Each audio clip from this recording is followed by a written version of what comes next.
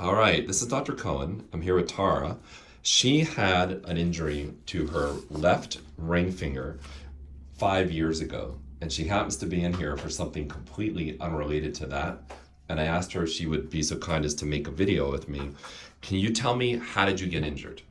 I was in the kitchen and I was working with a very sharp knife. I tried to cut a piece of frozen chicken and I cut my finger open.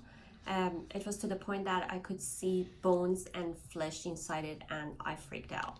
Okay, and then let me see. So it was your index finger, Yes. and we ended up doing surgery.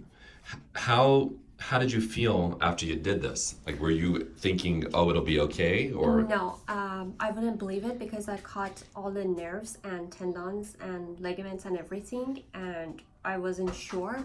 And I didn't have any feeling at the moment when it happened and I came to you. So I thought that it would never come back because I thought that nerves cannot be, healed Repaired. and repaired properly.